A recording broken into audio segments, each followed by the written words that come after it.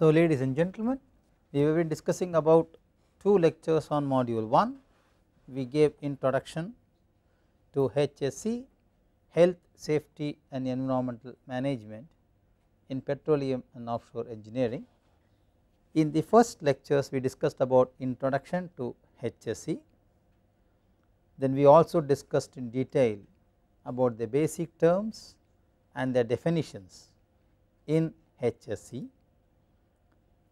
In the last lecture we discussed about some methods of safety assurance and assessment. In 2 lectures from now, that is lecture 3 and 4, we shall discuss safety in design and operation and how to organize for safety. However, for completion sake, module 1 shall have topics on hazard classification and assessment and hazard evaluation and hazard control. Now, we shall discuss on safety in design and operation. We shall also highlight importance of safety in petroleum and offshore industry. Let us quickly recap what do we understand by importance of safety. It is actually the prevention of death or injury to the worker. It is also discussing about prevention of death or injury to general public, prevention of physical and financial damage to the operating plant is also discussion of safety, and of course, prevention of damage to third party property. I just want to recap, are these 4 points only important for safety, or do you recollect the 5th point as well? Yes, that is right, you are able to recollect the 5th point, that is prevention of damage to the environment. So, safety encompasses personal safety, public, financial and physical damage to the plant, prevention of damage to third party property, and finally prevention of damage to the environment. So, it is a very big subset of all elements.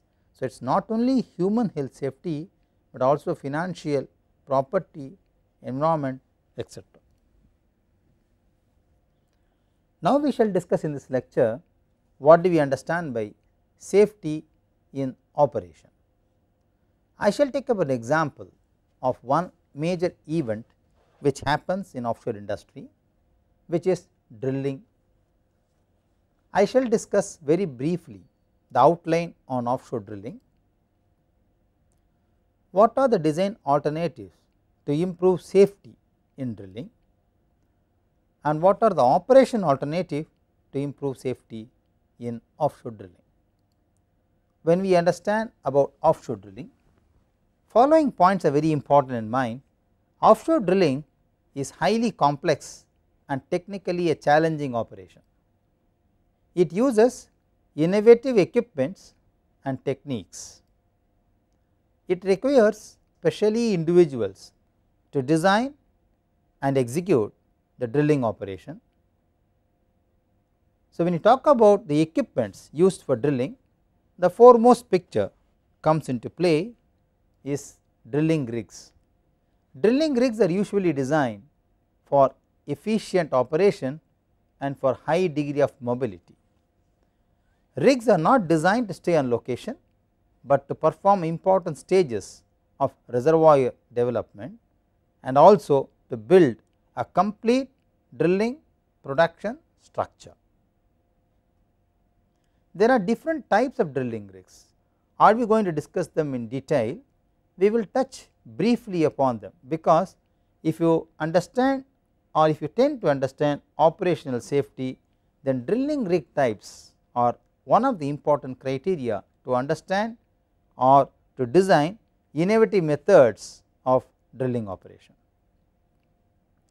Drilling rigs can be classified as bottom founded rigs, what we call as jackups and swamp barges. Combined drilling and production facilities are also available. They are either bottom mounted or floating platforms. they are called mobile offshore drilling units. There are semi-submerged and drilling ships available as drilling rigs. Initially, land rigs were used for offshore oil exploration. They are conventional land rigs exploring water underground. They are useful for shallow waters. They are first type of offshore drilling rigs employed in this industry. They are taken to the shallow waters, placed on the structure for drilling. That is how the operation was carried out. They were the equipments initially used for offshore drilling. Then came semi-submersible rigs. The oldest one which you see in the picture is a blue water rig, also called as a swamp barge or posted barges. They are commonly used in river bays. You can see the complexity of the mechanism involved in this kind of rigs. Generally, they contain two hulls. The upper hull is famously called as a Texas hull, which used to house the crew and the equipments. The lower hull is the ballast hull, which is also the foundation used while drilling. When we talk about semi-submersible rigs, we spoke about some design innovation and design limitations in terms of safety. Now, let us focus on that specific issue. Semi-submersible rigs are generally designed to withstand severe sea states and wind. The advantages of these kinds of rigs are the pitch and roll responses are less because of submerged mass. However, heave motion of these rigs are high, and that is always a worrying issue. Further, the drill string attracts forces when the vessel is actually heaving. When you look at the design aspect of a semi-submersible rig, where safety is one important parameter of our discussion, the equation on the right side shows you what would be the heave period of the semi-submersible rig, which is a worrying issue, which is given by the simple equation. T in this equation is given as heave period in seconds, whereas a small t in this equation is ton per foot immersion of the rig. D is the displacement in tons, and that is how you will get the time of the heave period of the semi-submersible rig. Now, the design catch in these kinds of rigs is smaller the water plane area, lower is the heave response. I already told you heave is a worrying issue. To limit the heave response, the water plane area must be lower. Now, what happens if you reduce the water plane area? Submerge the lower hulls and float at a column level.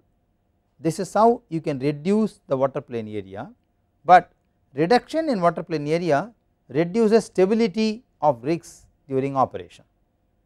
Therefore, ladies and gentlemen, one will be interested to know what are the governing factors to select a semi-submersible rig in safety point of view as well as design innovation. Of course, water depth suitability is the most important criteria to select an appropriate semi-submersible rig. Apart from that, drilling depth requirements, environmental conditions, motion characteristics, just now we saw in the previous slide how heave motion is governed by the displacement and tonnage of immersion, consumables and capacity which this semi-submersible rig is capable of, and of course, the degree of mobility which you desire on this operation. The next type, what we call as a jack-up rigs. There are two types of jack-up rigs. One is mat supported and independent leg types. The independent leg type can operate in a firm soil. It can also operate on uneven seafloor, etc. Each leg depends on a spud can for the leg support. Mat type is suitable for soil with low shear value. The advantages are minimum penetration of seabed is only about 1.8 meter, while the independent leg type penetrates about 12 meter. The disadvantage of the mat type is that suitable only for a level sea floor, it is not suitable for rock formation. If you look at the entire drilling fleet in the world, 50% of them comfortably uses jack-up rigs. The remaining 50% either employ semi-submersibles or drill ships. Some of the pictures I would like to show you just for your knowledge on jack-up rigs. This is one of the very famous old jack-up rig, came for a deployment, later subsequently for a repair, is Vermocual jack-up. These jack-up rigs are pictures which have been taken from a specific repair yard in Rotterdam. You can see the truss system which the rig employs for drilling operation. You can also see the highly complex mechanical devices and systems on the board, which all add to the complexities of such rigs under operation. Now, you can easily understand safety in drilling operation is not only in the purview of a human being, but also effectively and innovatively designing the mechanical equipment's function on board as well. This is another picture of GSF Magellan jack-up rig, very famous and very common type of jack-up rig deployed by the drilling fleet. Can we think of alternative drilling for more safety? The answer is yes. There is a recent developed technique called through the leg drilling. This can be seen as an alternative drilling technique which has more and improved safety measures compared to other conventional rigs. Let us quickly go through what do we understand by through the leg drilling process. Wells are installed through the platform legs. Legs can be utilized to protect the surface casings. They also provide stability. It adds strength to resist external forces, sea floor mudslides, and it also withstand ice movement. It reduces wetted area of the platform, reduces the hydrodynamic profile, and savings in platform structural weight and cost. Monopods are one of the solutions which are generally employed for ice problems. The picture what you see here is Alaska's Cook Inlet monopod platform, which is being employed for catering ice problems. Through the drilling process has couple of advantages. It leads to early production for improved cash flow. There are several wells in a leg that can be completed and placed in production. The drilling rigs move to a well cluster in another leg. When the wells in the second leg are drilled and completed, they can be placed in production. By this time, the completed legs in the first well are already shut. This practice of alternate leg drilling ensures early production flow. Further, continuous flow is also possible, time and money savings if two rigs are employed. Use a normal rig for drilling and a lighter rig for completion works. That is what we say, two rigs are to be employed. While completion rig completes the work, while drilling rig proceeds in another leg well cluster. Elapsed time can be reduced between the successive operations. It saves in cost due to the reduced on-site requirement of heavier drilling rigs. That is why we say use lighter rig for completion works. Of course, this process has certain limitations. It is limited to the size of the completion equipment used. It is considered as one of the major limitation in drilling process. The number of wells that can be practically installed in a given leg is also one of the major limitation of this kind of drilling process. Let us quickly look at the important factors in drilling in safety point of view. there exists a thermal differential between produced well fluid and the surrounding seawater. As length of the string exposed to more temperature variation, effects of expansion and contraction of the well components get accumulated. How to solve this issue? Now, in the recent development of drilling, people introduced what is called system design concept. Now, what is a system design? System design is a complete integration of all parts into the whole, which should be considered in the beginning itself. To employ a system design in drilling, consultations are required from many expertise. We shall involve field development engineers, equipment manufacturers, service engineers, maintenance engineers, and of course different drilling companies and reservoir engineers, etc. Now, there are few basic questions to be answered before we start selecting a drilling rig for design innovation or operation safety. How many strings of casing will be run? How many wellheads will be installed per leg? What size? What size tubing will be used? What size valves will be used? What pressure rating are we looking at? What equipments will be required? Will injection wells be required? What about the enhanced recovery pumps? What kind of system is required for surface valves and downhole control valves? Let us quickly look at the safety during operations. Take again an example of drilling. When we talk about safety during operation, the major terminology which comes into play is blowout and fire accidents.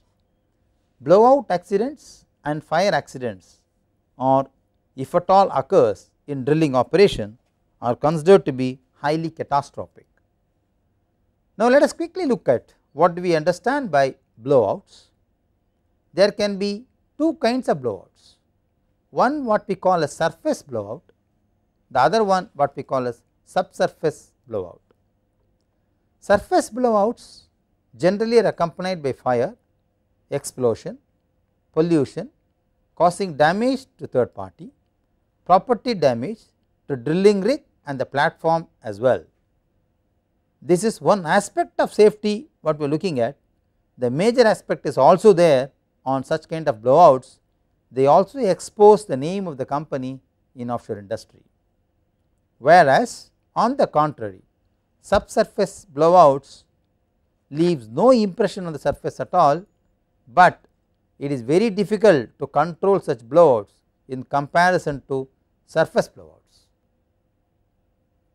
When we talk about blowout, there is a terminology which will come up to your mind, what we call as kicks. Now, what is a kick? It usually results from an influx of fluids from formation into the wellbore. There is an inflow of fluid from the formation into the wellbore, that is what which matures to be a kick up. This derives the name from the flow behavior observed as formation fluids approach the surface. The trouble starts when this fluid enters the wellbore. What is the main problem with kicks? It has a tendency generally to check the mud pit if the hole is filled. The tendency is to check the mud pit, but usually the checking is done after the pipe is pulled off. Because of the possible presence of gas slug, flow can begin even after the pipe is pulled.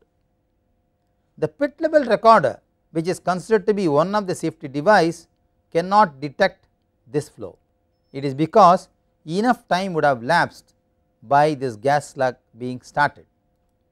Small flow will begin at the flow line. If this small flow is noticed, there will be time to take control measures.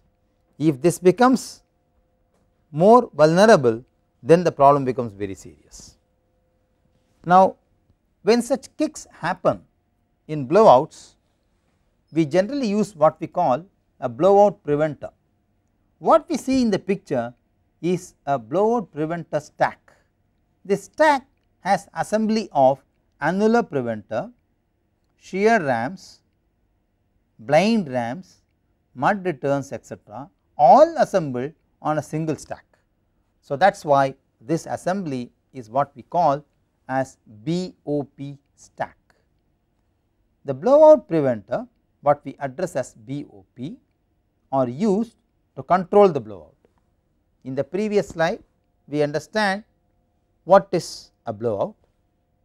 BOP maintain control over the potential high pressure condition that usually exists in the formation. Several BOPs are usually installed on the stack on the top of the well. So, all of them put together is what we call as group of blowout preventers, otherwise known as BOP stack. The annular blowout preventer is usually fixed at the top, you can see here. At least one pipe ram and one blind ram blowout preventer will be located below. You can see a blind ram located here. The annular blowout preventer has a rubber sealing element. When activated, seals the annulus between the Kelly, the drill pipe or the drill collar. If no part of the drill stem is inside the hole, it closes on the open hole. While the ram blowout preventer are basically large steel rams that have sealing elements, the pipe ram BOP closes the drill pipe. It cannot seal an open hole, of course. The blind ram blowout preventers are straight edged rams used to close an open hole. Now, we have something called a marginal field in offshore drilling. What options can we do or can we select for a marginal field? First, let us try to understand what do we know as a marginal field. Marginal field is defined as an offshore reserve that cannot economically support installation of a fixed drilling and production platforms as well. Therefore, the solution could be multi-well subsea system. The multi-well subsea completion system are usually taken as an alternative for marginal fields. This employs floating drilling vessels that drills the wells through a subsea template. The multi-well subsea systems have many advantages. They have early installation possible because they have a template and the template can be built much faster and installed in lesser time than a fixed platform. It is not cost sensitive to the water depth. It offers high flexibility. It accommodates many satellite wells. Most wells are located on the fixed seafloor template. Major components can be retrieved for reuse. The final location of template can be determined after the reservoir is defined by delineation drilling. So, marginal fields can have an alternate drilling procedure using what we call multi-well subsea systems. When we look at the risk management involved in offshore industry, which is closely addressing the safety issues in drilling operation or in general in offshore and petroleum industry, what we call is the risk management. Now, we can compare the risk management with a simple human body analogy for our better understanding. Look at the human body analogy. A medical doctor examines the patient's health, uses medical equipment to check the overall health and then prescribes corrective medicine if required. Similarly, if you look at the risk manager, he examines the process and the problem involved in offshore and petroleum industry, uses standard tools to estimate the risk, then he manages the risk to reduce the loss or to mitigate the causes for failure.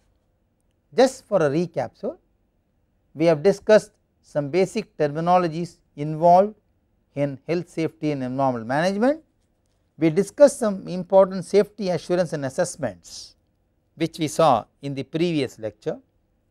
In today's lecture, we discussed about safety in design and operation. I had taken an exclusive example of drilling rig production. We also discussed about the innovative methods in design, different types of drilling operation, their suitability, then their selection procedure related to safety. In the next lecture, we discussed about organizing for safety in HSE. We also have couple of tutorial exercises at the end of this module. I have already given you one tutorial exercise in the last lecture on safety assessment. Once we discuss organizing for safety, we will talk about hazard classification and assessment. Now, ladies and gentlemen, it will be very interesting for you to understand what are the differences between risk and hazard. How do we classify risk? How do we classify hazard? How do we assess hazard? How do we control hazard? And if at all the hazard and risk are going to be different, how hazard can become a risk? These issues we will discuss in the following lecture. Thank you.